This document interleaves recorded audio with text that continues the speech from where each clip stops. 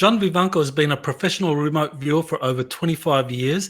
He's had highly accurate results with over thousands of remote viewing targets. He's pleased corporate and government clients, but also antagonized some government agencies that didn't want a successful remote viewing organization to be so accurate. He's here today on Exopolitics Today to discuss some of his recent remote viewing projects. You're listening to Exopolitics Today with Dr. Michael Salla, your source for the uncensored truth regarding the human, extraterrestrial, global, and political agenda. Click the like button and subscribe to this channel. And now, here's Dr. Michael Salla.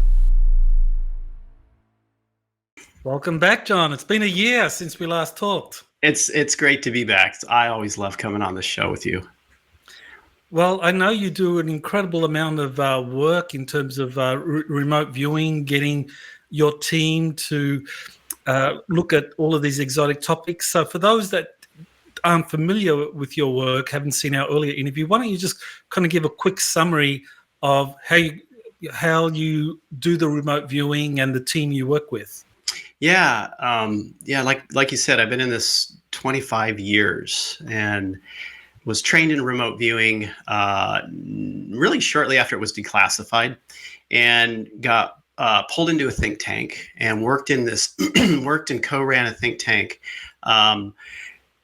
just using remote viewing to figure out real world questions. Okay, so it's like a lot of the stuff we did works in the realm of remote viewing teams, right?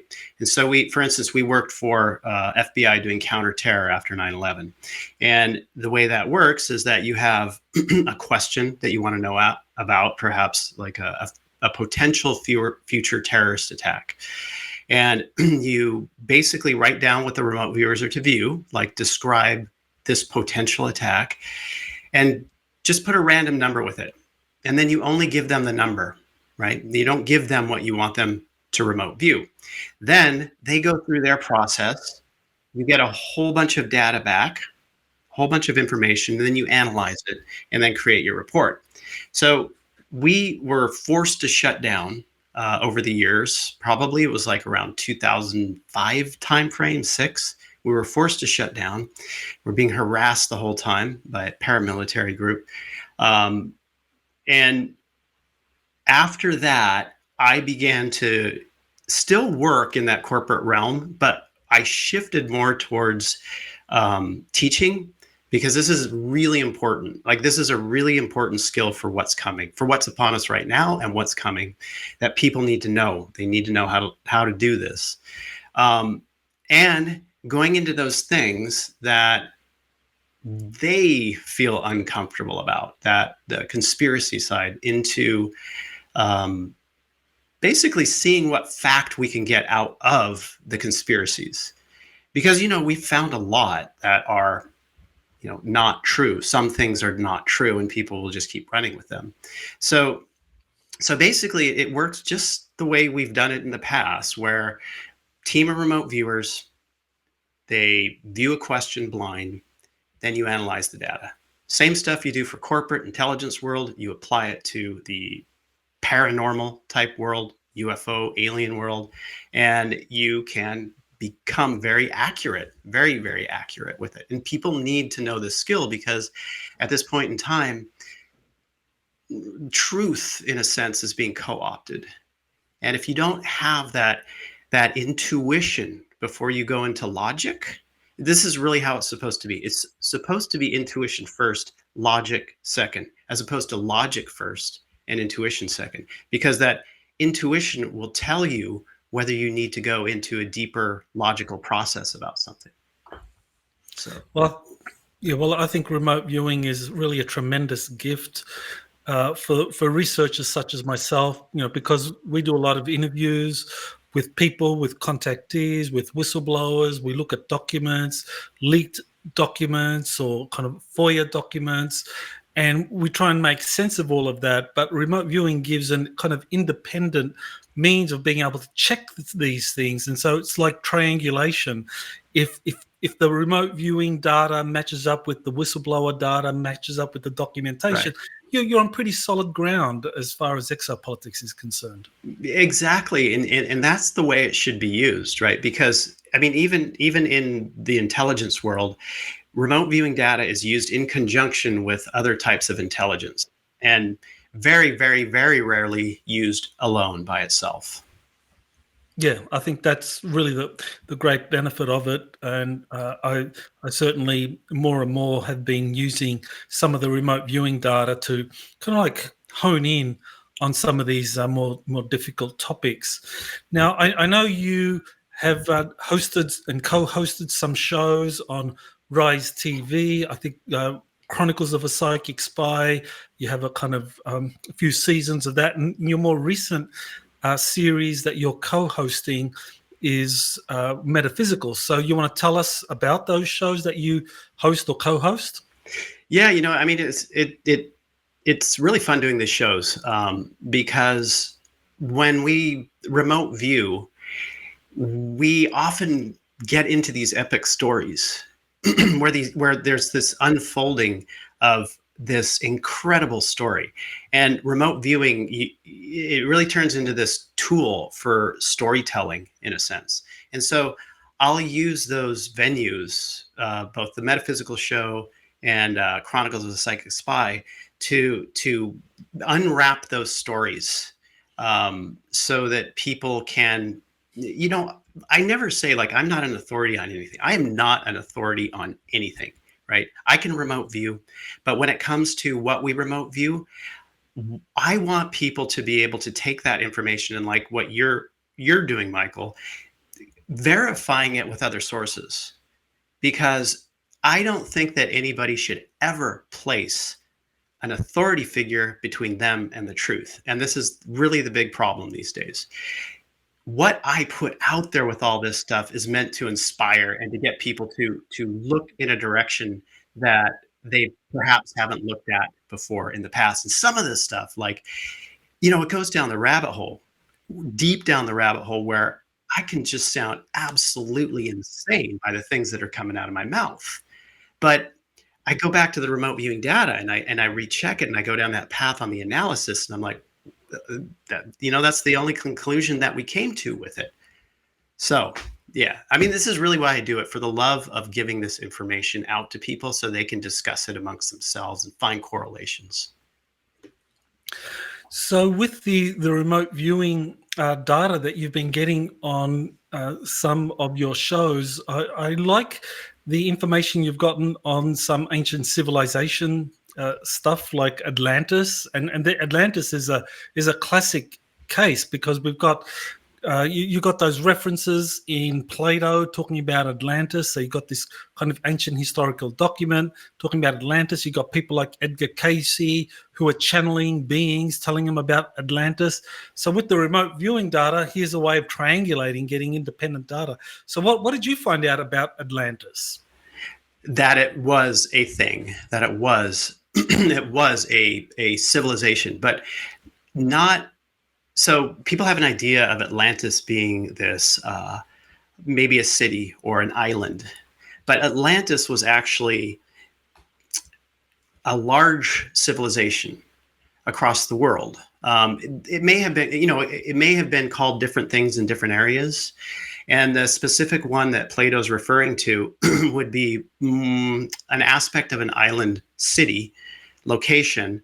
But then when you got elsewhere, there were the same type of beings, same type of people with their own cities and same type of technologies that what Edgar Cayce and whomever else have talked about that were in Atlantis itself. So when we get to Atlantis, this from the remote viewing perspective appears to be something that would be pre-cataclysm. So we're talking about at least 12,000 years old, right? So before the Younger Dryas event in geology, in ice cores. So the Younger Dryas was around 12,000 years ago, and it was an event where the temperature of the Earth plummeted in a very, very fast period of time, and then A little bit later, it shot up in a very fast period of time. We're talking about like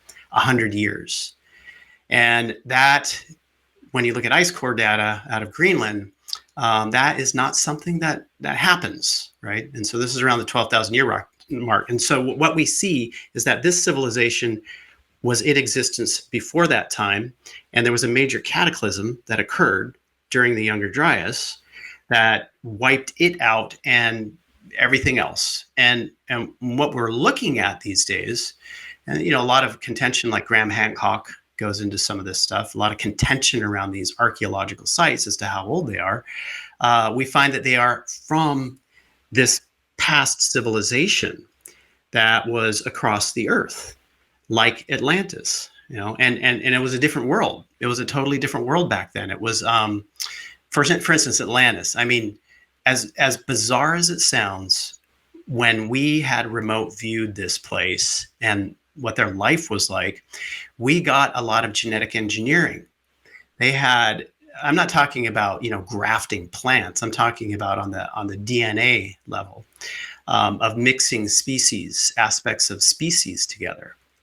We had gotten, for instance, I mean, I hate to say it, but the genetic manipulation of creatures like what you see in ancient Greek mythology, like the Cyclops, like mermaids, like this kind of stuff, right? This is stuff showing up in our data. And you have to remember that these remote viewers are blind. They don't know what they're viewing. We run people who are in remote viewing. It's like, in a sense, it's like the military, like where people are constantly training. They're going through training constantly. And then every once in a while they get an operational, right? And then that's the real deal. And so, for instance, if we're doing training, they're getting trained on like describe the Pyramid of Giza, or describe the Leaning Tower of Pisa, or events that we know about, right? That they get feedback on and go, okay, I'm doing good. Then we throw in some Atlantis stuff, right?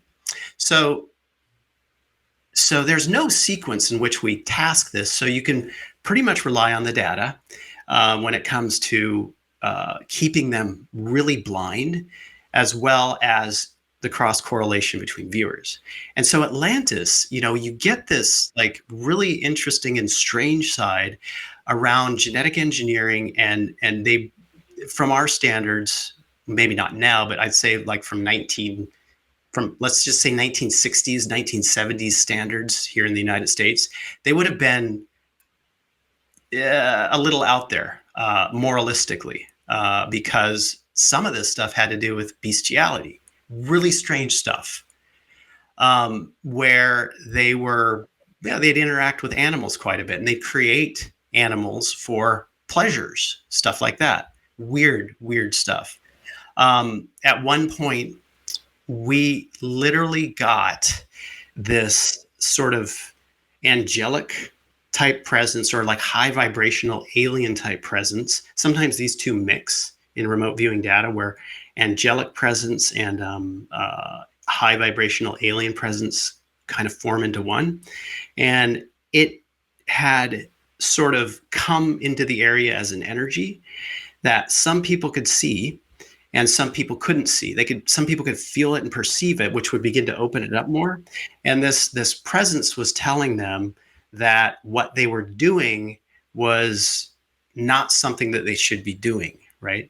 And so we saw in our data that this sort of like, there was a conflict that was going on between this sort of pleasure side on what people were seeking versus this, we've got to stop this and move ourselves into a higher vibrational side.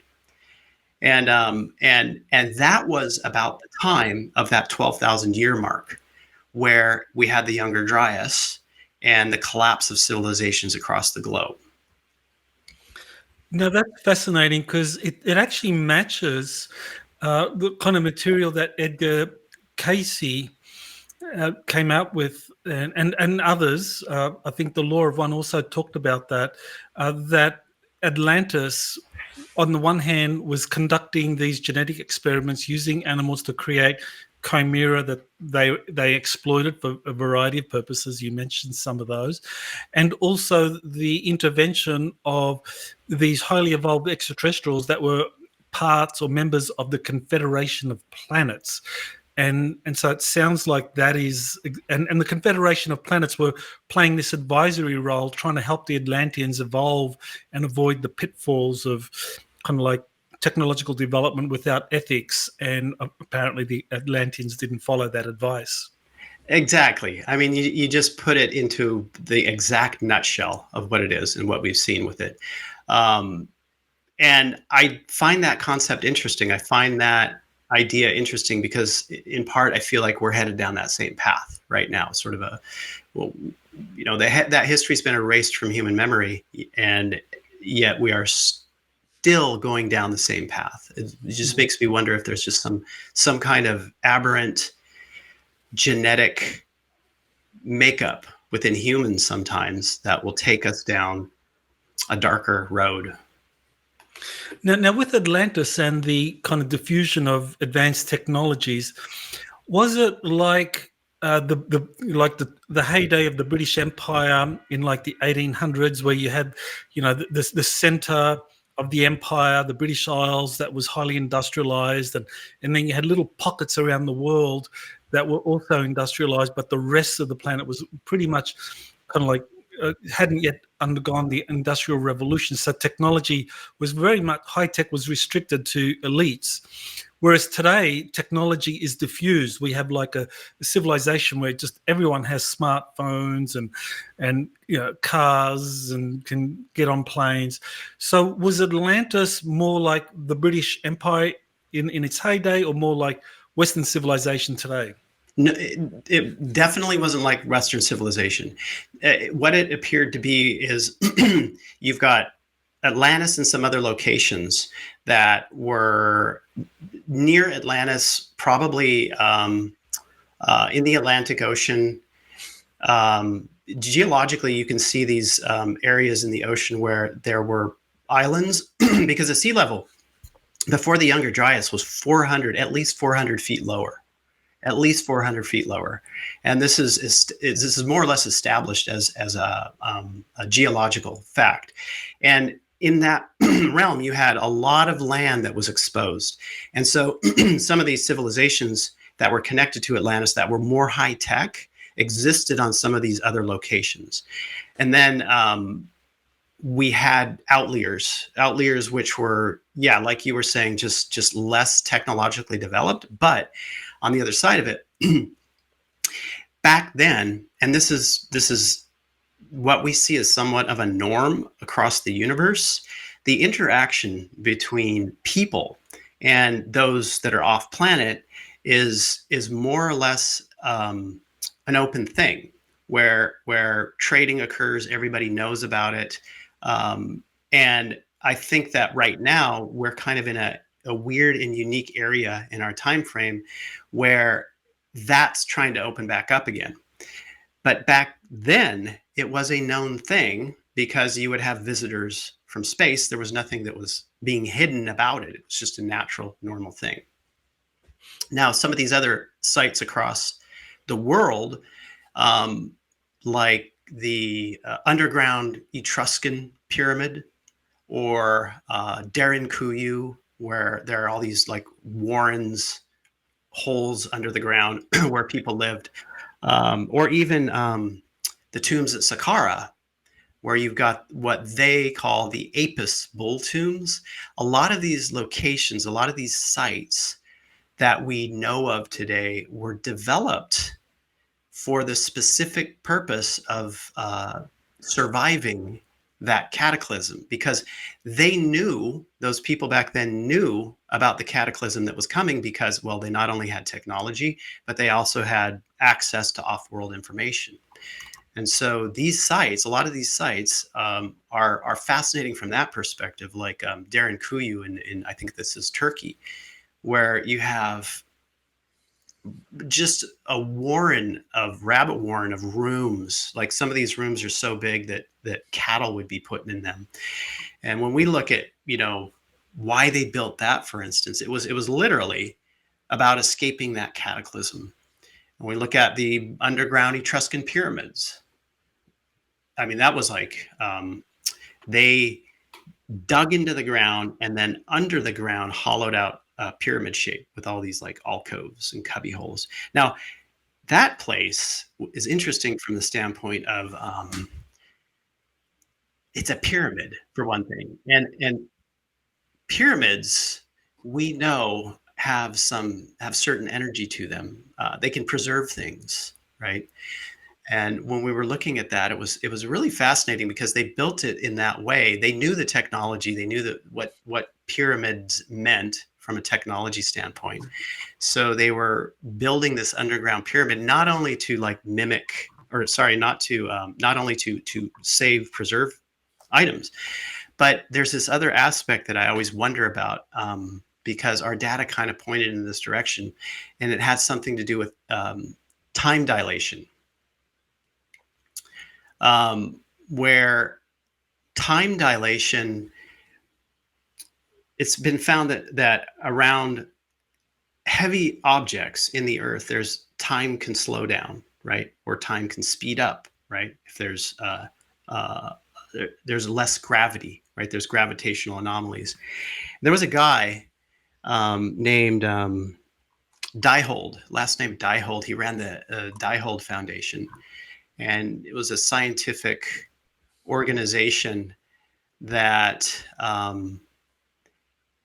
basically went to these mystery spots across the United States, and he measured scientifically what was going on there. And interestingly enough, he brings this up. He speculates that under the ground in those locations is a pyramid. And he had thought perhaps that ancient peoples dug these under the ground, these pyramid caverns, for the effect of time dilation in order to move through a cataclysm, to have a safe place for a cataclysm, which is a very curious thing, because when we get to the Etruscan pyramids, we begin to see a little bit of data pointing in that direction. Well, I've heard that many times about various ancient sites, that they existed before the Great Flood, before this catastrophe that ended Atlantis, and that they were built for that purpose that you just mentioned, preserving records and also like stabilizing the planetary grids. Now, you mentioned the Saqquara, the crypts, or the what's so called the bulls that were supposedly found there, but you actually came up with some very interesting data about the Serapeum of Saqqara in terms of those very large crypts and what was found in there. So you want to tell us what your remote viewing data came up with in terms of what was inside these crypts or sarcophagi at the Serapeum? Yeah, those are fascinating. They're very, very, very thick. And those things, it's speculated that they would have had to have been built down there because they couldn't get them through any entrance, but who knows what it looked like back then. Now, they found bulls in those tombs because, like a lot of the ancient Egypt archaeological sites, things get repurposed throughout history. People will come in and they'll repurpose them, and then archaeologists will investigate and find out, well, that's what they were for, and they'll just claim that that's what they were for. But these things are not for that. They're very old. In fact, they're a form of technology. When we remote viewed, it seems like a really simple tasking for remote viewers. Describe the intended purpose of building, the tombs at Saqquara. Yet when you get the data back, you're confronted with descriptions of a person who's living, not a tomb, going inside of this box being sort of electrically charged. So this box is electrically charged, and it's made out of like diorite or quartz. It's got quartz crystal compressed in there with so it can create a piezoelectric effect, piezoelectric energy, and there's some other energy added to it, perhaps some type of gaseous substance added to the interior. And then this is meant to open up like a psychic doorway and or some kind of physical doorway to somewhere else off planet. So in a sense, it becomes this either deep sort of shamanic portal or a physical portal. And it was specifically built for the purpose of being able to communicate at the very least or escape that cataclysm. Now these sarcophagi are huge. I actually just came back from a trip to Egypt where I got to go to the Serapeum and looked at those things, and they were like 12 foot long, 6 foot wide, and fairly high as well. And you could fit a very large being in there. Now, I watched one of your shows where you actually identified that the beings conducting these communications, interstellar communications, that they were felines or lion beings. So, are we talking like humanoid lion beings? I mean, bipedal. So that's more or less what the data was representing. I mean, it wasn't just like bipedal, but they were also on all fours. So there's this kind of this mix, and it's very rare that we get that type of thing occurring in remote viewing data. But yes, the beings that were responsible for this particular site were these sort of, for the most part, bipedal, feline looking beings. Which we have also run across when we've gone and remote viewed, the star Vega and the planets. There's a couple planets around Vega, and there's also an asteroid belt.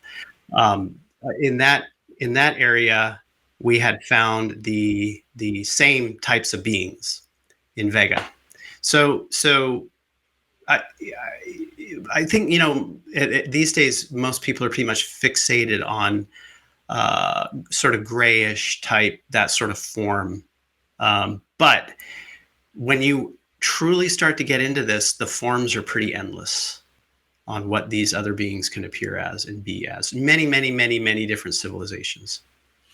Well, definitely the greys are ubiquitous in Western civilization because of the whole kind of Bud Hopkins and the Whitley Strieber depiction of greys. They're pervasive. But in Egypt, I mean, as you kind of like tour the sacred sites, you see lion beings all over the place. Right. And of course, others as well, other beings. But the lions seem to be predominant there. So I think that these lion beings really did play a big role. And one of the things I just wanted to run past you, a kind of different explanation for how those sarcophagi were used. I mean, you mentioned that they were communication devices. Presumably one of these lion beings would be able to somehow get into those. And as you said, it's technology. So once you put the lid on, it's technology, a piezoelectric effect, frequencies are enhanced, and they're able to maybe project their consciousness out of body to go to a place or telepathically communicate. I'm just wondering whether another purpose of this was that it could be used as a stasis chamber where you could literally go in, transfer your consciousness off planet, whether to another solar system, whether to a spacecraft, and kind of like in the Avatar movie series where your consciousness just moves from one body to another. And so that would mean you would need something like these crypts that are very big, very solid, that could protect that body when it's not being used. So is that feasible? Yeah, absolutely. Absolutely, it's feasible. Yeah, a sort of stasis point, but their consciousness can still be active. Absolutely. In fact, I would lean towards that sort of model overall, because that also to me makes the most sense. Even though we didn't go in those directions in the remote viewing side, because that would require more remote viewing tasking around the edges to truly understand that aspect. But I would definitely go down that path as far as that explanation, because it makes perfect sense to me.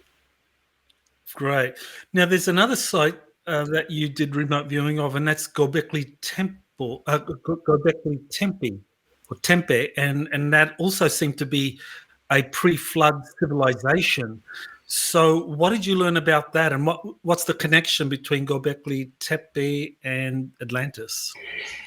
So, like, a lot of the stuff at the time, this was built around that same time frame, but it was meant as a warning and kind of a monument, but more of a warning to future society of what they endured, what was happening at the time, and the potential of it happening again, because most of the monument is describing something with their pictograms, where the low relief on these structures are basically talking about this event. So we haven't seen necessarily any underground locations in this area, and so yeah, basically this was to basically tell people what happened and what the potential of what can come as well, because they're talking about a cycle of this type of cataclysmic event that occurs here on this planet. So yeah, that's a warning site. Interesting. And of course the Sphinx and the Giza pyramid complex were, I mean, I know there have been several sources that say that these were established as kind of like outposts for Atlantean refugees, or those Atlanteans that saw what was coming and went to this location in Egypt, and with the help of this benign group of extraterrestrials, whether we're talking about the Confederation of Planet, whether we're talking about these lion beings, built the Sphinx, built the Giza complex, because they wanted to build something that would kind of like survive the Great Flood. Yeah. We so interesting. I mean, the Sphinx, Giza pyramid, from what we've seen, don't seem to be of the same age. The pyramids at Giza, so they seem to be different ages, and when we look at the Sphinx, it goes back into these more feline type beings who were responsible for that type of construction, and houses some type of important information. Like a lot of these places, like when we get to those cataclysmic events, a lot of these things were built as markers for information, as well as technology. Gosh, during the 1970s, Stanford Research Institute, who was responsible for developing remote viewing, and they were on contract with the government. They, at that time in the 1970s, were also looking for technology on the Giza Plateau. They were looking for ancient technology on the Giza Plateau, and this is something that has been talked about quite a bit. In fact, at a certain point on the Giza Plateau, it was probably this, spy versus spy world of governments trying to dig up ancient technology. Heck, you even get to the Roriks in the 1930s, who were sent by the U.S. government and were potentially double agents for the Russians, and they were sent there to look for Shambhala, right? And one of the things they were interested in were the stories, the legends of supernatural weapons, right? So you have stuff buried under these locations to survive a cataclysm or just for storage that governments know about. Did you get to see some of the technologies that are stored under places like the Sphinx? I mean, I've come across material going back many years, saying that there are things like spacecraft located under the Sphinx, and of course the Hall of Records. So, have you come across that? So there's a lot of information. Yeah, the idea of the Hall of Records. Yeah, this is correct. So for the Sphinx, it seems more along that line, right? It's more information based. Technology wise, the Padmanabhaswamy Temple, for instance. So we talk about that, which is in India.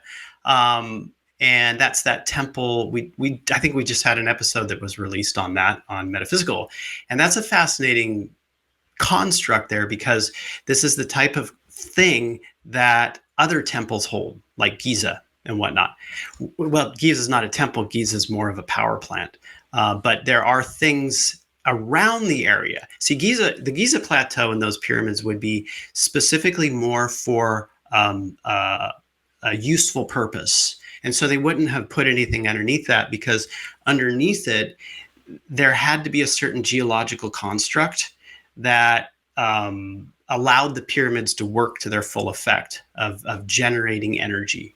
But when we get to the temples, more temples like the Sphinx or Padmanabhaswamy in India and others, there are things underneath them, because that's what, in a sense, they were in part built for that.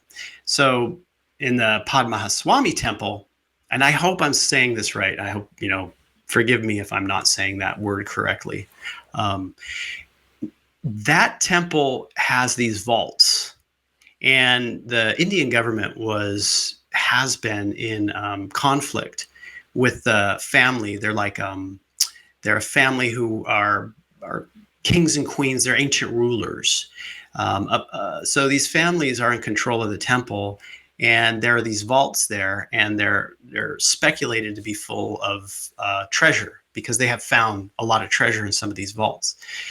And they have found treasure in some of them, but the deeper vaults contain, when we get down to that side of Vimana constructs, Vimana pieces, parts that are still in operational mode, or things, a big device specifically that can create a standing wave, right? A standing wave would be the necessary component to have to be created to either collapse gravity or to create sort of a portal or a window to another world, right? And so we saw that technology where it's like these stacked plates, and we see this in other projects where stacked plates using like electroforming like zinc onto copper, and electroforming nickel onto gold or whatever, or electroforming gold onto another material, and they stack these plates together, and the plates down there look to be really large, and there's configurations of them that when you have the correct frequency of metal, it can create a standing wave, and that standing wave can be used in technologies, Vimana craft, for instance. So that's a really fascinating concept and idea. And when we remote viewed that, it had verified other work that we'd done on some aspects of creating anti-gravity. I mean, there's more than one way to skin a cat, right? With anti-gravity, there are different methods that you can use, and that's one of the methods, and that's also one of the methods that was employed in the Vimanas, as well as sound. There's also sound too, but yeah. Well, the Vimanas are a fascinating topic, and people often think of Vimanas as these flying saucer type craft or anti-gravity craft using kind of red mercury plasma circulating around at high speeds, and cite various ancient texts. And so you remote viewed this chamber of secrets there in that temple in Kerala state of India. And so you found evidence of these ancient Vimanas. Now, one of the things about ancient Vimanas is that, you have your kind of anti-gravity craft that are used for travel and fighting or whatever, but you also have these flying cities. So, what did you learn about these flying cities? Were they real? Were they really cities where people lived? I mean, that's the weird part about this because, yeah, the old imagery of the Vimana is usually the flying city, right? And here, or the flying building, the flying temple. And okay, so I pretty much assumed that it was a representation that imagery was a representation of what humans created to depict what they considered a god, which is an alien that has a lot of power in a sense, right? And so I pretty much figured that that's why they created that imagery. But then we get the data of this Vimana type construct, like that the pure bolts physical construct within one of these temples. And while we didn't look at this further at that point, because we pretty much just began this project, it makes me curious. It really makes me curious. So I don't know where that's going to go, but I will let you know. I don't know. To have these temples flying around, anti-gravity. I mean, I don't know. Remote viewing, man. It's like it could show up as that. Well, I worked for a little bit with Ralph Ring. He was Oh a yeah, Ralph protege Ring. of Otis Carr, and I know that he was really interested in releasing technologies or developing technologies that could actually be used for creating floating homes, that it wasn't just cars or spacecraft, but it was also homes and cities, that this was something that he felt was very possible using Tesla technology. And he was actually working on a project in Paradise, California, when that town was burnt down. Yeah. And so I don't know what eventually happened to him, but I think that there was, well, I know he eventually died, but I don't think it was due to the fire. But definitely there are inventors that understand that Tesla principles of anti-gravity and free energy could be used to build these flying cities. Oh yeah, absolutely. What's really interesting is that I've been thinking recently. Okay, so civilization, Western civilization. I mean, even in India, the first known flight was actually 15 years earlier in India by a scientist than the Wright brothers, right? And this is a known thing. This is a thing, but he claimed I can't remember this person's name, but it was in the newspapers in the late 1800s that he used the schematics from ancient Hindu texts on the Vimana. And that was the first flight. Now, when you get to that period of time, the 1800s, you think about where science was going. Science was going down the path of like ether technology. It was going down the path of like John Keely and sound levitation. It was going down the Tesla path. This what we would consider esoteric side of technology, but it's not. It's just a different type of physics. But I do believe there was some kind of reset that happened from the maybe mid 1800s to when you get to when Einstein was around and the theory of relativity comes up, and this whole other paradigm completely crushes where science was going. And so I think there was a big reset that went on psychologically to pull people, because to be honest, going down the path of anti-gravity for a civilization seems the most logical thing, right? Collapsing gravity and understanding that seems to be the most logical thing. And I do believe that was intentionally crushed. I mean, you even have the medical industry that same time period, you had people talking about electrical medicine, frequency, Wilhelm Reich and orgone energy, frequency generators, different type of medicine was happening. That got crushed as well by the American Medical Association with, I think, Rockefeller instituting that. So I do think we had some kind of massive reset to suppress frequency, physics, science, ether science, as well as frequency in the medical sciences as well.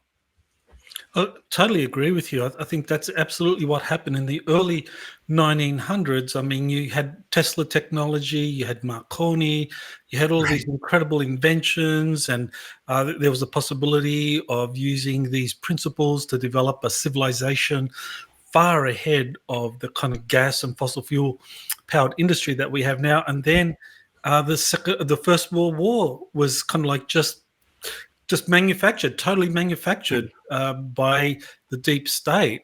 Right. And we're having the same thing happening now, that we are on the verge of having these kind of advanced technologies released, or having ET showing up and showing us how to do it.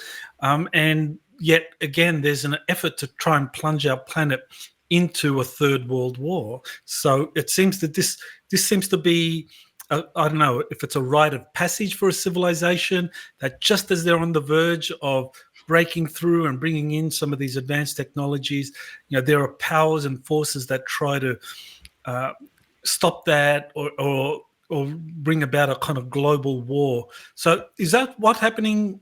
Can you see parallels with today and what happened in the early 1900s with Tesla and that technology?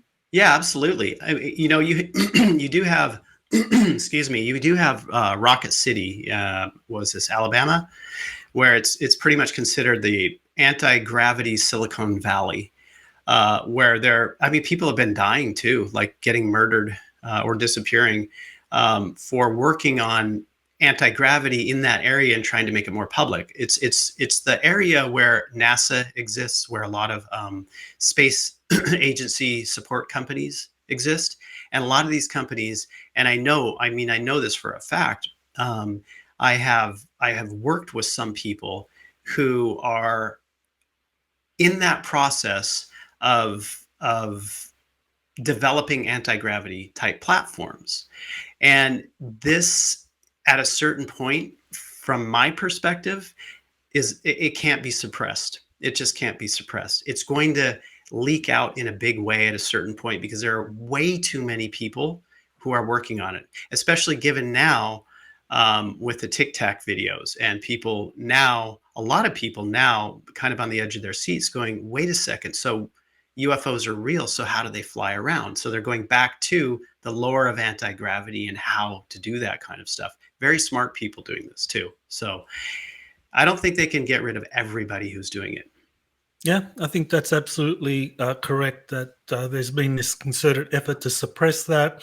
Inventors have been killed, but now there's just like this kind of like growing, or this emergence of many hundreds or thousands of inventors all over the world coming up with similar ideas on anti-gravity. And I know Otis Carr, I mean, he was a genius, but he just used off-the-shelf technology, off-the-shelf material, going to his local hardware store, and he built a craft, a spacecraft, using Tesla principles, using off-the-shelf technology from a hardware store, and it worked. And Ralph Ring described how it worked, and then how after it worked, then Otis Carr's project was raided by a number of intelligence agencies, national security organizations, because he threatened the kind of economy of the United States with that invention.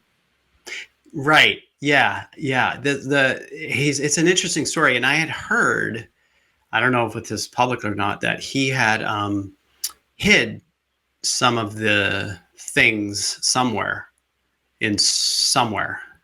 So he had kept some of the technology and hid some of it. I don't know if you heard that, but well, I just know that they kind of jailed him on contrived charges, and kind of really crushed him. Otis Carr was crushed after this, and I don't think he ever really came back. And it's very sad, what happens to many of these talented inventors. But that's been our history for many decades. But yeah, as you said, right now there are many hundreds, if not thousands, of individuals just organically, replicating, reinventing the wheel. That's all you can do. Just reinvent the wheel. Keep reinventing the wheel, because you can't have the corporations that have monopolized this technology. Yeah. You can't rely on them releasing it. You've got to reinvent the wheel. Right. Right. And there are so many ways to do this too. So it'll happen. Yeah. Well, one of the other really fascinating remote viewing projects you've done is on the Naga beings in ancient India and other locations around the world. So you want to tell us about that remote viewing project? Yeah, the Nagas. Things were a little bit different. We're talking, a lot of the stuff that we're talking about now is pre-cataclysm, 12,000 years, pre-12,000 years. I mean, even when you go back further, 24,000 years, and further than that, there were different types of beings who were here and interacting with, renditions of human type creatures. You have to think how old this planet is and the types of resets that it goes through, at least geologically. And the Nagas were some type of being that existed.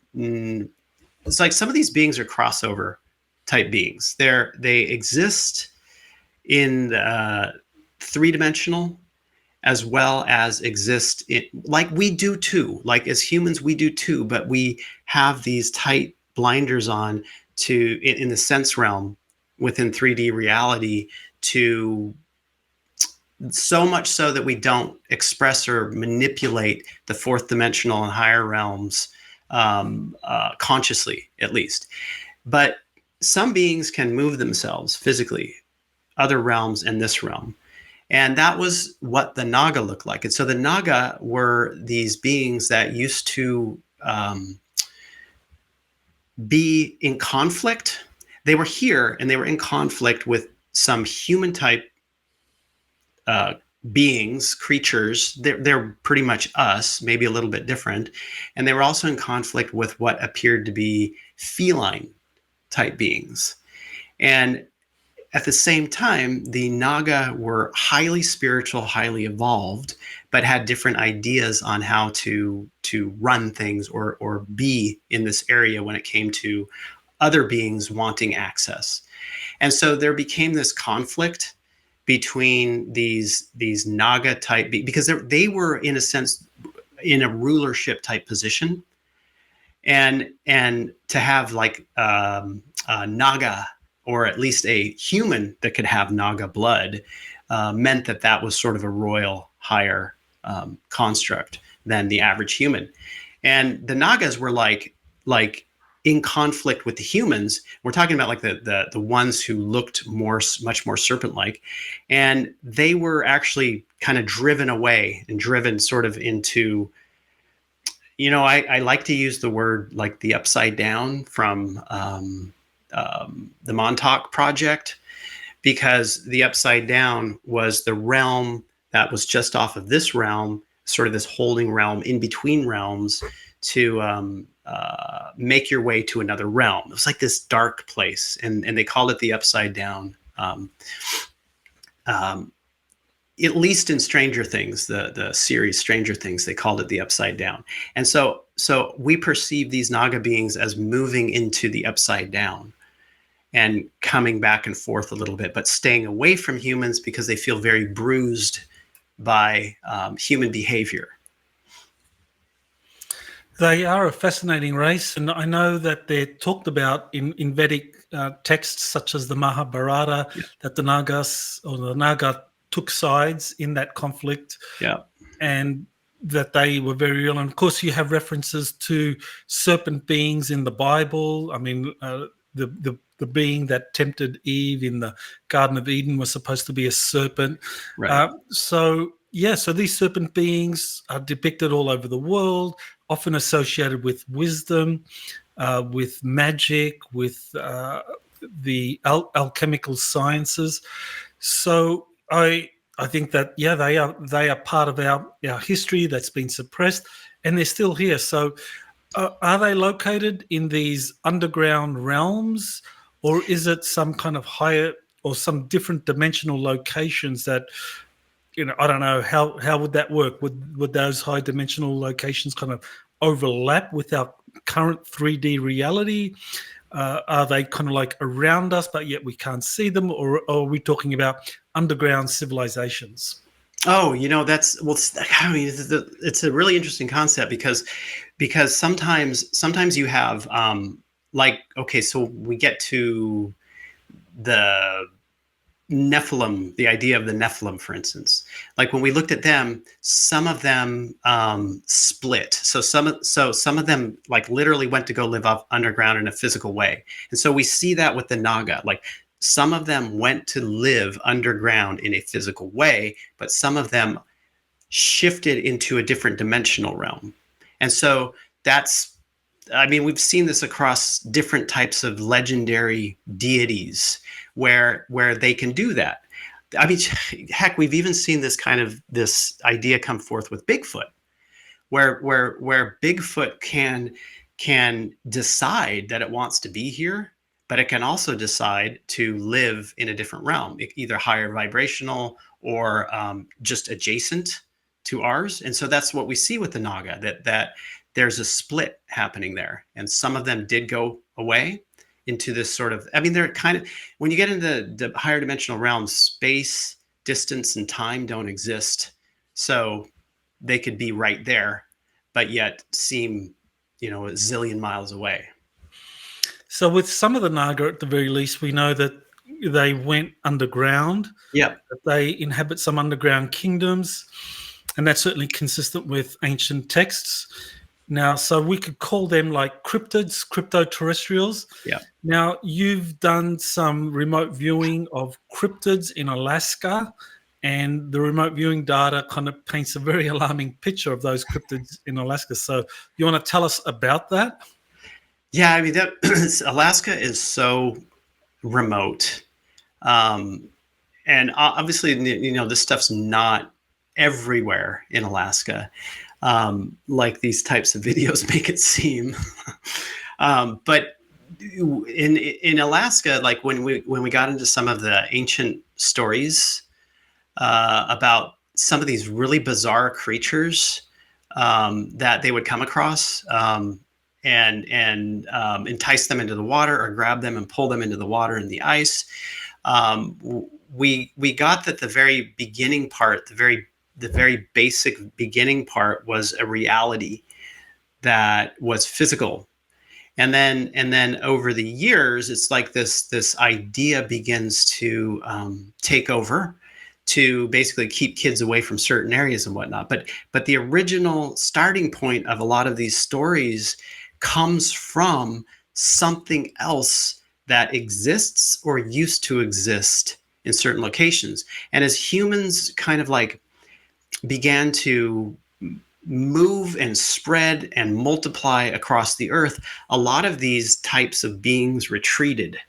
Like they either retreated back underground or they retreated back into like another dimensional realm.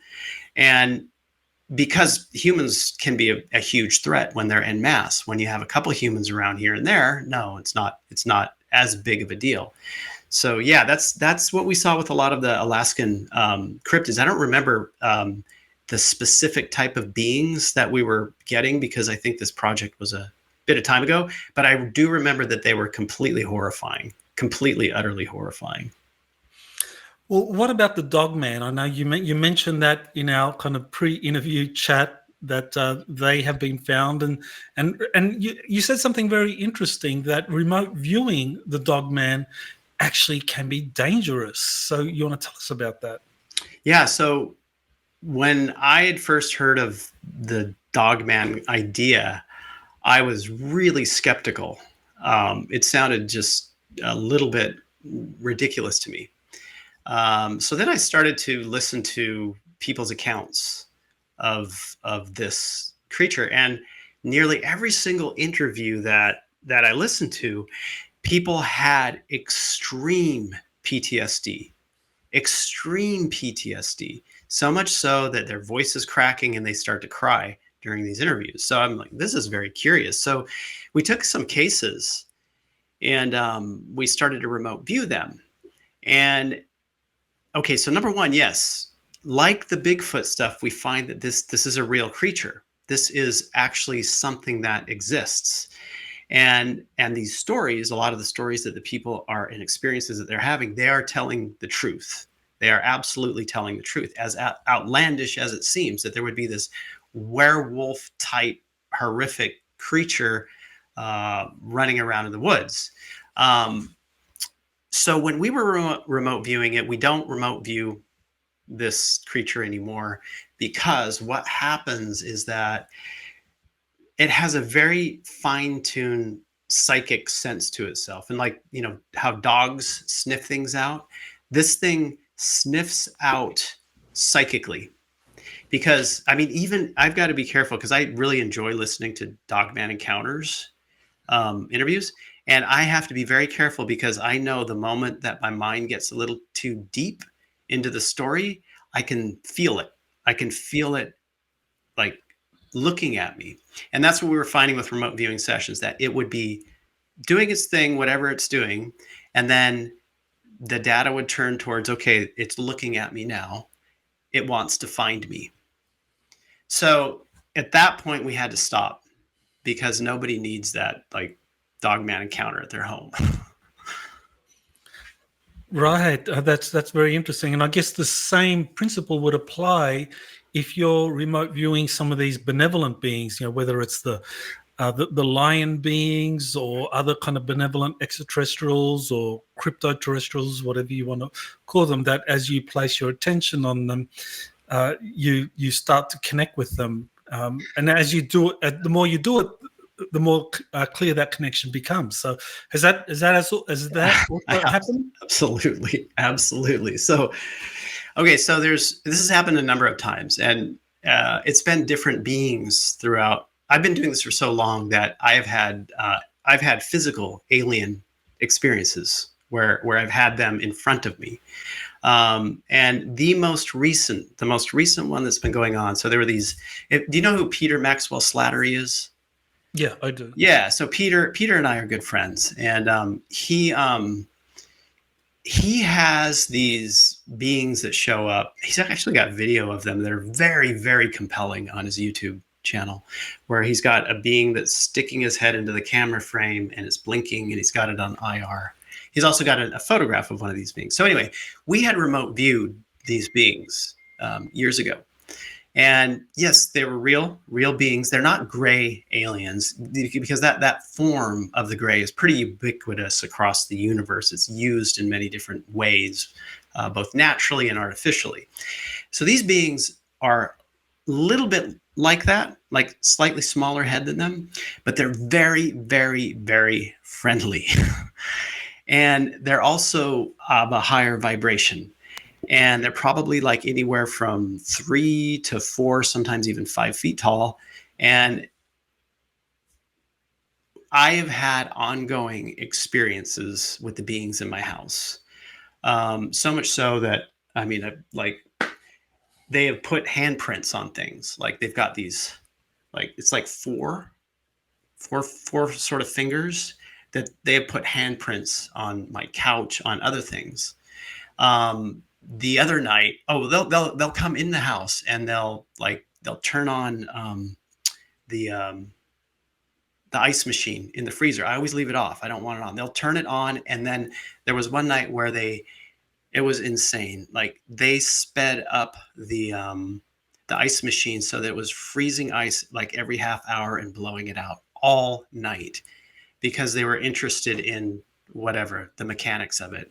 And they will go behind doors at night and just constantly peek around the doors. And the other night, actually 2 nights ago, Heather, she was awake at like 4 a.m. and then started yelling and screaming because one of them came in physically and walked right past her.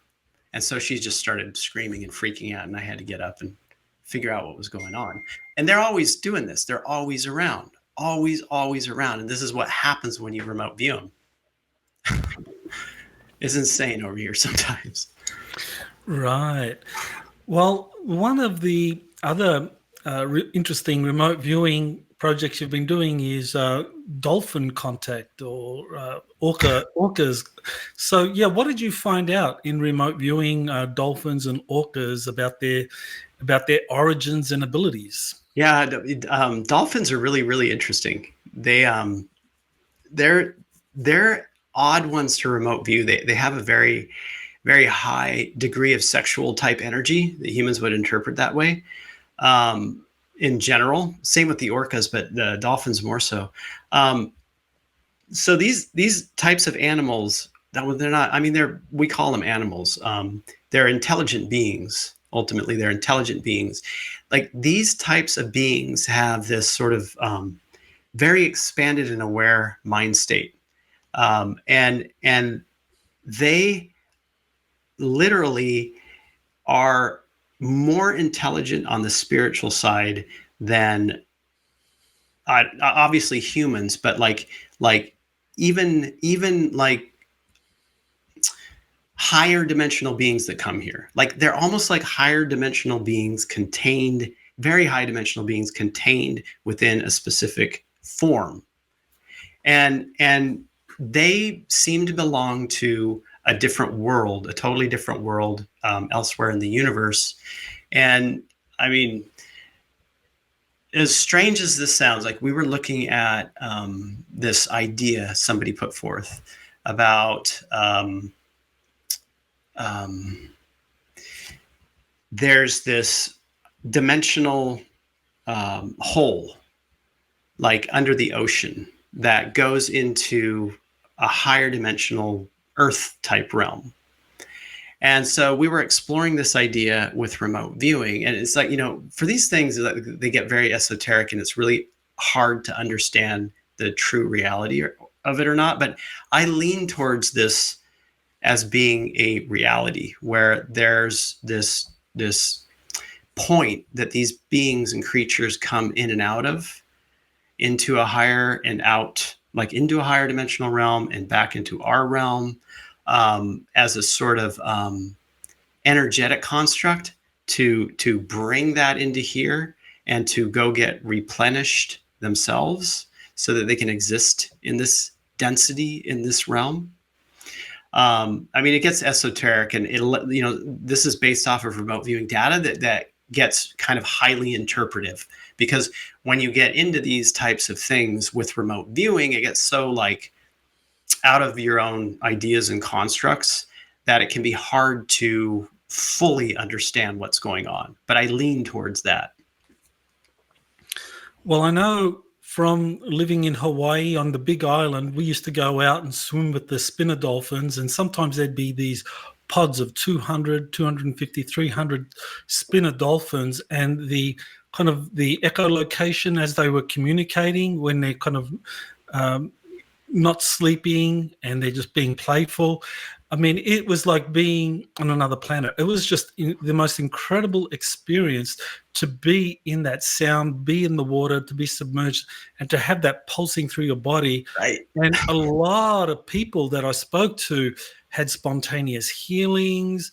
Yeah. They were doing incredible things like teleporting. They were having telepathic communications, just amazing. But of course, the people or the government agencies wanted to stop that. They Right. wanted to stop people swimming with wild dolphins because they didn't want people to get awakened and to have these abilities come online. And instead, they were directing people to like, no, don't swim with the wild dolphins. That's somehow unethical. What we want you to do is swim with captured dolphins. That is ethical. It was just bizarre, but that's the way it is now. But what you're saying makes perfect sense up against what we've seen with remote viewing data, because there's this they have this constant access to this higher dimensional realm, so much so that when you get around them, you're in their energy field because they literally are living it, and somehow being able to constantly be a portal for that.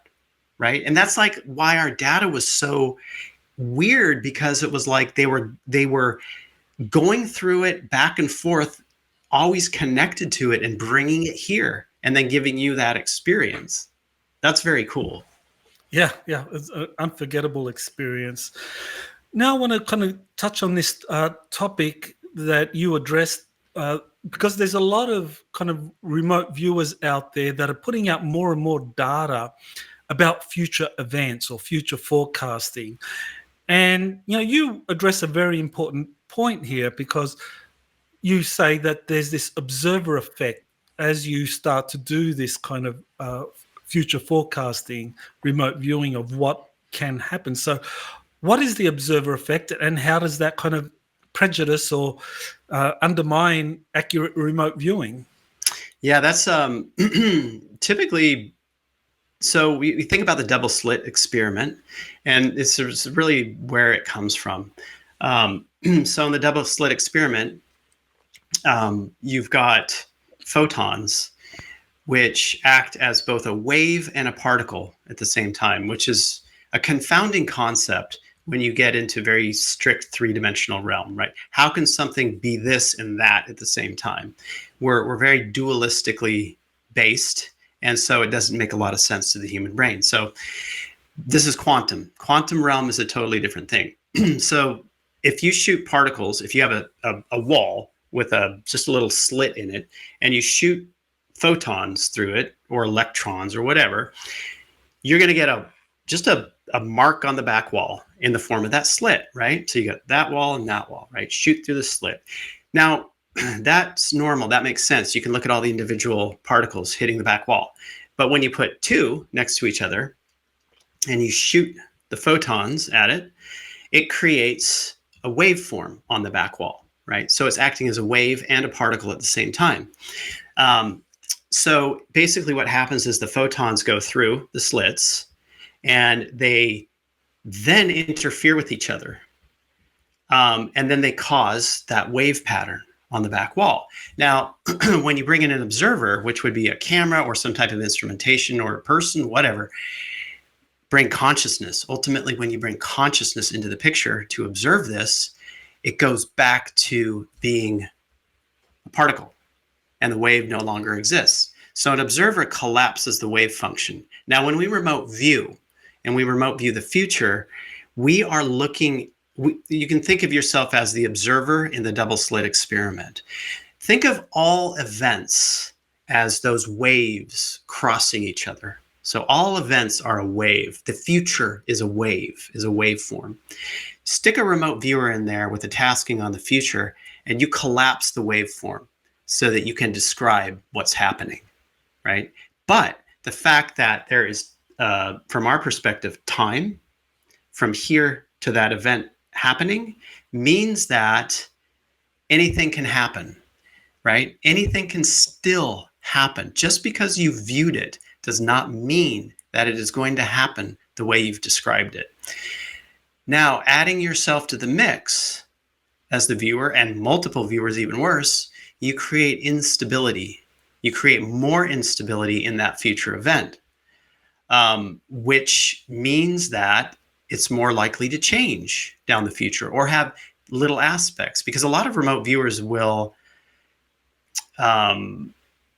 do future taskings, and then they'll see that only a little aspect of it happened.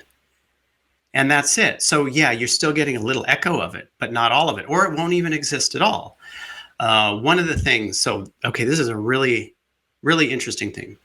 We were working on, like just a couple of years ago. So I was doing counterterror. I get asked every once in a while to look at certain things. And one of the things that we did was, we had to do this, was to put in front of the tasking for terrorist attacks. Let's just say what a normal tasking is. When you do a terrorist attack tasking for the future, you basically say, describe the next terrorist attack by such and such group on U.S. soil, right? Now that's an open-ended thing. You because it's open-ended, there's no time constraints on it. You will get something. Most likely you will get something. Okay, but in this, we were asked to append in the front of it, without affecting any event, without affecting any future event, describe the next attack, right? So task it, get all the data back, and it's literally like not anything. It's like a guy in a desert riding a horse. And this is like across all the data. This is across all the data. It's like, wait, this doesn't make any sense. So I took off the appended part and just went back to our normal way of tasking, get the data back, and we have all the elements that we'd expect in a terrorist attack, right? So what does this tell you? It tells you that the subconscious of the remote viewer does know that it's going to affect that future event. By how much, who knows? But it's going to affect that future event, and it will not go there if it's asked not to go there. That's very interesting. So that kind of gives us a degree of caution when we're looking at remote viewers putting out all this data about future events and what's coming. What about past events, especially ancient historical events? I mean, there's that classic case that was released in a CIA document showing a remote viewer who later on it was revealed was Joe McMoneagle observing the collapse of a Martian civilization, and he saw all sorts of things. So is that something that independent remote viewers can look at, or does the observer effect impact looking at past events as well? I've never seen that the observer effect will impact past events. I've never seen that, because I will retask things over and over. I've probably trained thousands of people by this point, and a lot of times I'll run them on the same targets. If we go esoteric those are like, Mars would be considered more of an esoteric target. And normally when you're in training, you're like, you're giving people real world stuff so they can get good feedback on it to really develop the skill. And then every once in a while, if they're game, I throw in this kind of stuff. And I've never seen anything with past stuff that changes it with the observer effect. What I have seen, though, is that beings with higher consciousness, if they're in a past event, they can interact with viewers in different ways, because time doesn't exist when you're remote viewing. You're in the quantum realm, in a sense, and time doesn't exist. And so these beings will interact with different people in different ways. And then when they get tired of people interacting with them as, remote viewers viewing them, then they'll just kind of, boot them out. And then from then on out, the door is somewhat closed. Well, I know we kind of briefly mentioned, and you mentioned as well, how in your early days with remote viewing, there was kind of like scrutiny and some pressure from intelligence agencies that were very kind of concerned about your remote viewing skills and projects going to public and how much you could reveal to the public arena. So, when we're on that topic of national security and these psychic abilities like remote viewing, where does teleportation fit into that? Because I do believe that we do have this ability for teleportation. I first heard about it, reading some of the contact revelations by Howard Menger back in the 1950s, where he spontaneously began teleporting because he was interacting with extraterrestrials, and so somehow they triggered that ability. So you have done some remote viewing on teleportation. So how real is it? And to what extent would national security agencies try to suppress it? Well, in my opinion, everything has to do from the perspective of the government military industrial complex. My perspective has a lot to do with them needing and wanting to suppress the scientific investigation of frequencies. Because when you get down to it, frequency is everything. Everything. If you can understand frequencies and how frequencies interact with each other, and what they can do when they interact with each other and different types of frequencies, then you can begin to understand how to teleport. And when we get into certain projects that come off of the Philadelphia experiment, that lead into Montauk and whatnot. And Montauk was a long time ago when you get right down to it. And like the extensiveness of that is much, much wider than we can even conceive of today. And when we look at these cases, it had to do with the experimentation of radar and how radar can create a standing wave and what you can do within that standing wave. with the standing wave based on frequency, and then using it to teleport, specifically using it to teleport, using it to even levitate, using it for all these different functions. And so yes, absolutely. But we're looking at, when we look at these things, we're looking at like old technology. Like, you think about where it is now. I'm talking about using materials, technology to teleport. But yeah, when you get into talking about people who can spontaneously do it, we haven't looked at any of those cases. And actually, that's something I need to put on my list to find out what's going on with that. Well, that's definitely something I can help you with. I can give you some please targets, and it would be interesting to see what you find regarding that. So when it comes to people wanting to learn more about your shows, I know you've got a couple of shows on Rise TV that you've hosted and co-hosted. So you want to kind of direct people to where to go on Rise TV and also your website? Yeah, just, rise.tv, and you can watch the metaphysical show there. Just do a search on it, as well as Chronicles of a Psychic Spy. Also on YouTube, you can head over to, I've got some videos myself, Hemispheres Remote Viewing, where I'm talking about ancient civilization. There's a couple videos there. And head over to hemispheres.institute. Actually, Right Hemispheric is the old one. So head over to hemispheres.institute. And that website, you can look at classes. I think I got a class coming up in September, 5-week remote viewing course where you learn the whole thing and get a ton of practice. Well, I think it's a very important skill set to develop. I highly recommend people to go visit John's website. Just again, that's can you tell us the website again, John? Yeah, hemispheres.institute. Hemispheres.institute. Okay, that's an unusual internet address. I haven't come across that before.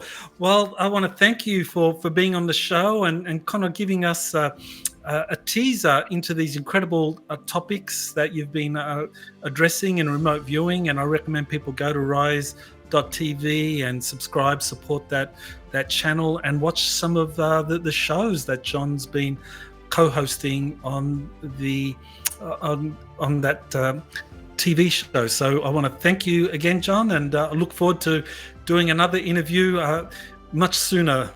Absolutely. Yeah, always great to be here. You have been listening to Exopolitics Today with Dr. Michael Salla. Please remember to like, share, and subscribe to this channel. Join or start a conversation in the comments. Take the time to explore the vast library of best-selling books, webinars, and podcasts by Dr. Salla. Visit exopoliticstoday.com.